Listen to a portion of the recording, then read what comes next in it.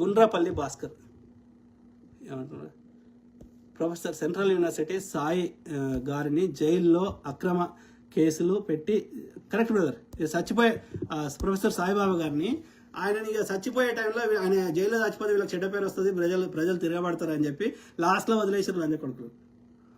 అదేమి చట్టమో నాకు అర్థమై సావది. ఓకే, నువ్వు ఏంది, నువ్వు ఇన్నోసెంట్ అని ప్రూవ్ అయ్యేదాకా నేరస్తుడు అంట.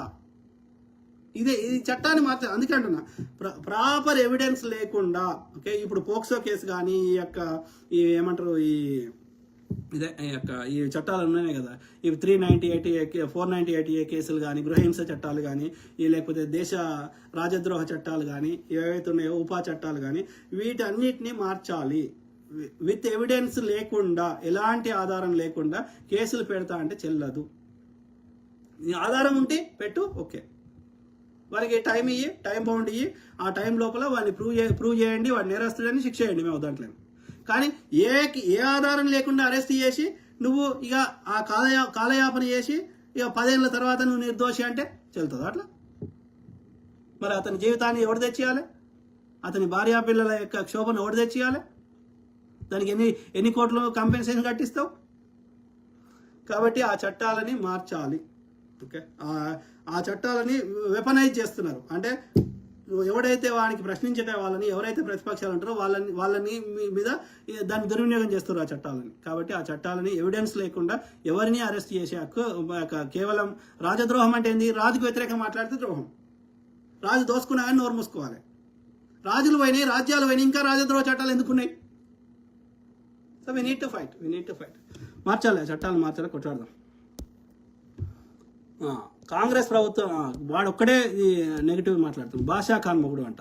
సో కాంగ్రెస్ ప్రభుత్వంలో ఆర్టికల్ 370 యొక్క రద్దుకు ఎందుకు కాంగ్రెస్ ప్రభుత్వం పనిచేయలేదురా కుక్క?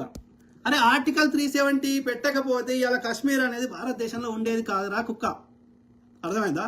ఆర్టికల్ 370లో ఏ రద్దు చేసిరు కానీ బి రద్దు చేయలేదు. ఏం రద్దు చేసిర్రా అంటే, ఎందుకు కొట్లాడైంది మణిపూర్లో, ఎందుకు కాశ్మీర్లో అయింది? ఎందుకంటే అక్కడ ఎవడైనా భూమి కొనుక్కోవచ్చు, అక్కడ గిరిజనులు ఎక్కువ ఉన్నారు, గిరిజనుల భూములను తీసుకోవడానికి హక్కు లేదు అనేది చట్టం ఉంది మణిపూర్లో.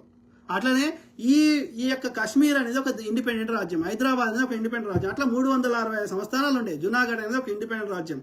ఈ సంస్థల యొక్క రాజులు మన భారతదేశంలో గెలవాలంటే ఇన్స్ట్రుమెంట్ ఆఫ్ యాక్సేషన్, ఓకే, అది అగ్రిమెంట్లో భాగంగా నేను ఇండిపెండెంట్ రాజ్యంగా ఉన్నా, అలాగే కొనసాగాలనుకుంటున్నా.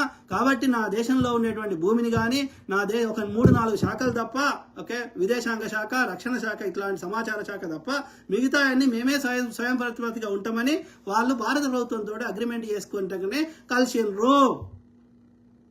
అర్థమైందా? ఇప్పటికీ ఆజాదీ కాశ్మీర్ అని ఉంటుంది. మనకు ఎట్లయితే వాడు ఆక్యుపై చేసిన కాశ్మీర్ ఉందో ఆ కాశ్మీర్ ఇప్పటికీ ఇండిపెండెంట్ గానే ఉంటుంది. అట్లా చాలా దేశాలు ఉన్నాయి. ఇప్పుడు బ్రిటిష్ యూకే కింద కూడా కొన్ని చిన్న చిన్న ఐలాండ్స్ అక్కడిక్కడ ఉన్నాయి, ఫ్రాన్స్ కింద ఉన్నాయి.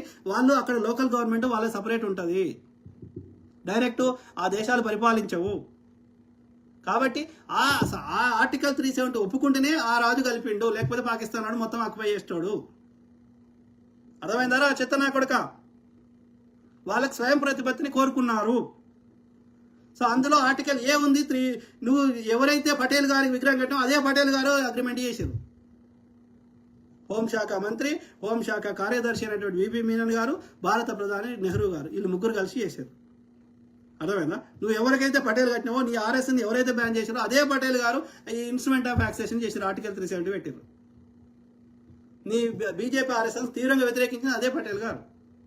మరి అది పెట్టకపోతే అప్పుడు ఆ రాజు కలపకపోతుండే, ఇలా కాశ్మీర్ ఉండకపోతుండే భారతదేశంలో. పాకిస్తాన్ ఎప్పుడో కబ్జా పెడుతున్నా, కొంచెం పెట్టిండు కదా, మిగతా అది కూడా పీక్తుండే.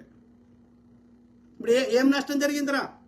ఆర్టికల్ 370 తోటి ఒక సామాన్యుడికి, భారతదేశంలో సామాన్య పౌరుడికి వచ్చిన లాభం ఏంది చెప్పు నాకు? అదాని లంబాన్లు భూమి కొనుక్కోవడానికి ఆడ ఛత్తీస్గఢ్ అడవుల్లో ఉన్న బస్తర్లో ఉన్నటువంటి ఆ యొక్క గిరిజనులను చంపేస్తున్నారు. అక్కడ మణిపూర్లో ఉన్న గిరిజనులను చంపేస్తున్నారు. ఇక్కడ భూమి గుంజుకోవడానికి అక్కడ లోకల్ ప్రజల్ని ఇబ్బంది పెడుతున్నారు. గుజరాతీ వ్యాపారులు భూములు గుంజుకోవడం, అక్కడ ఉన్న న్యాచురల్ రిసోర్స్, అక్కడ భూమి లోపల ఉన్న ఖనిజాలు దొబ్బుకోవడానికి తప్ప, బాక్సైట్లు, బొగ్గులు, ఇంకోటి తప్ప ఇక్కడ సామాన్యుడికి నీ ఆర్టికల్ 370 రద్దు చేయడం వల్ల వచ్చిన లాభం ఏందో చెప్పడం అండి. అప్పుడు ఆ నెహ్రూ గారు అది పెట్టకపోతే ఇలా కాశ్మీర్ భారతదేశంలో ఉండకపోతుండే. సిగ్గు, శరం, మానం, లజ్జ ఏముండలేదు. గోధి మీడియాలో, వాట్సాప్ యూనివర్సిటీలో ఆడవడో నీళ్ళ పెండ నింపితే ఆ పెండను తీసుకొచ్చి అందరి మీద రుద్దాలి. Use brain, do enough research. అందుకే చదువుకో, పెండ తినకు, మాలెక్క అన్నం తిను, పాలు తాగు, ఉచ్చ వారపోయి ఇచ్చిలంజ కొడుకు.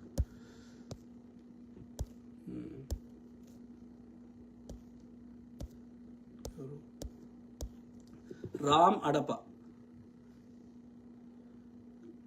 కమ్మలు దొంగన అందరు ప్రతి కులంలో ప్రతి మతం మంచి వాళ్ళు చెడ్డలు ఉంటారు, కానీ కులంలో ఎక్కువ మంది ఏది ఉంటే అనాల్సి వస్తుంది.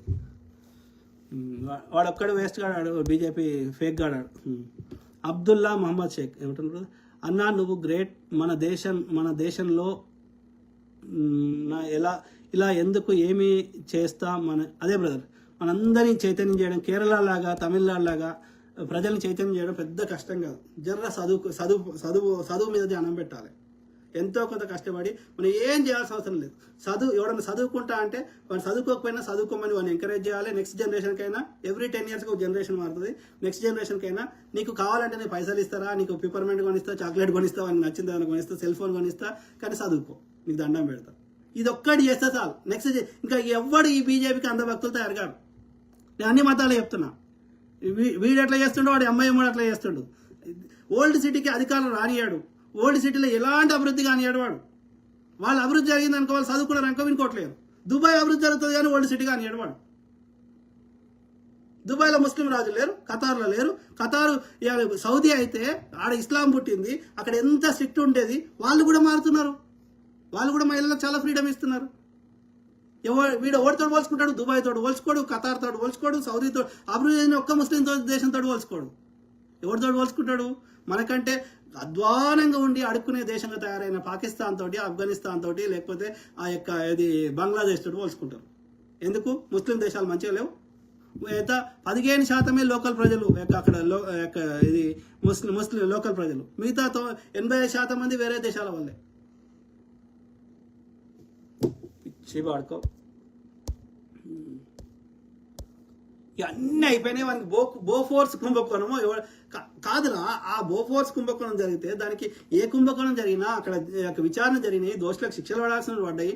కానీ ఇక్కడ ఏ కుంభకోణం చేయకుండా మరి ఏడిపోతున్నారా పైసలు? కుంభకోణాలు చేసినోడు సైన్స్ కాంగ్రెస్లు పెట్టిండు, కుంభకోణాలు చేసినోడు బిలో ఉక్కు కర్మాగారాలు కట్టిండు, కుంభకోణాలు చేసినోడు ఇది బాబా అటామిక్ రీసెర్చ్ సెంటర్ పెట్టిండు, నా పటాన్ చెరు ఇండస్ట్రియల్ ఏరియా చేసిండు, అగ్రికల్చర్ యూనివర్సిటీ పెట్టిండు. కుంభకోణాలు చేసినోడు నీతిమంతుడు. కుంభకోణాలు కట్టినాయన్నీ అమ్మేస్తున్నాడు. వైజాగ్ సీలు అమ్ముతున్నాడు, బిఎస్ఎన్లు అమ్ముతున్నాడు, అన్నీ అమ్ముతున్నాడు. ఈ లంచ కూడా పెట్టచ్చు కదా దానికి 100 రెట్లు. నువ్వు నీతిమంతుడు కదా. ఏదైనా చేస్తే 10 రూపాయలు తింటారు. నువ్వేం చేయకుండా గుడి నీ గుళ్ళో ఉన్న కానీ దెంగి తింటున్నావు కాబట్టి నువ్వు పెడతలేవు.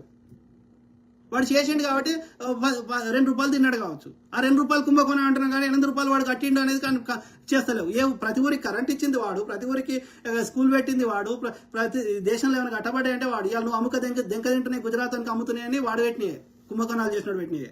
నువ్వు నీతిమంతుడు అంటే వానికంటే ఎక్కువ కట్టు.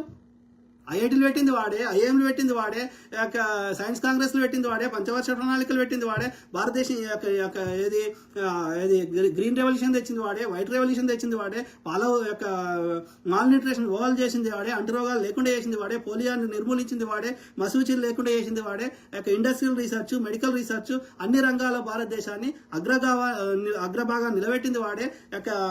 రోదసీలోకి మన యొక్క రాకేష్ శర్మని పంపించింది, శాటిలైట్ పంపించింది, దేశాన్ని అణ్వాయుధ కేంద్రంగా చేసింది, అన్ని వాడే. నువ్వేం చేసినారు లంచ కొడుక? నువ్వు నీతిమంతుడు కదా. కుంభకోణాలు చేసినాడు గని చేస్తే నీతిమంతుడు ఎందుకు ఎన్ని చేయాలరా? వాడు తిన్నది తెచ్చేస్తే 15 లక్షలు వస్తాయి. 1 లక్ష చేయొచ్చు కదరా. కాబట్టి మాకు ఆ చెడ్డ రోజులే కావాలి. డాలర్కి రూపాయి సమానం 92 రూపాయలు వద్దు. మాకు 35 రూపాయల పెట్రోల్ ఇస్తాను. మాకు 60 రూపాయల పెట్రోల్ చాలు. మాకు డాలర్కి 60 రూపాయలు ఉంటే చాలు. వాడు 7 పైసలు రేటు పెంచితే ఎడ్ల బండి మీద వచ్చారు పార్లమెంట్కి, మెడల కూరగాయలు వేసుకొని తిరిగిరు. ఇలా ఎన్ని రేట్లు పెరిగినా మా మోడీ మంచోడు. ఎందుకని? ఇదా దేశభక్తి అంటే? నియత అనేది ఉండదా? ప్రింటింగ్ ప్రెస్ ప్రింట్ చేసి ఆర్బీఐకి వచ్చే లోపల 80,000 కోట్లు గాయపెట్లు అవుతాయిరా. ఒక చిన్న గలాసం 3,000 రూపాయలు ఉంటుందిరా. ఒక కిలోమీటర్కి గని వందల కోట్లు పెడతారా? ఒక చిన్న టన్నెల్కి 700 కోట్లు అంట. అది పైసలా నీళ్ళ? ఇలా 10,000 కోట్లు కూడా కావరా? ఇక్కడ మంచిగా మేము ఆ యొక్క మూసి రివర్ ఫ్రంట్ కడతామంటే వద్దంట. 80,000 కోట్లు పెట్టి ఆడ కడుతున్నాడు. వాళ్ళకి ఎన్ని తెంగి తింటారు?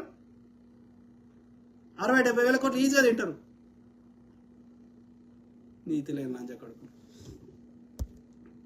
నువ్వు చేసింది లేదు, పీకింది లేదు. చూపెడతారా? అరే అకౌంట్లో 15 లక్షలు వేస్తా అన్నది చూపెట్టరా అంటుండు వాడు. ఇప్పుడే చూపెడతా లంజ కొడుక. సిగ్గు శరం లేదు. చూడండి మిత్రులారా, 15 లక్షలు వేస్తా అన్నాడా లేదా బీజేపీ మోడీ గాడు? చూపెడతా, ఇప్పుడే చూపెడతా పాడుకో.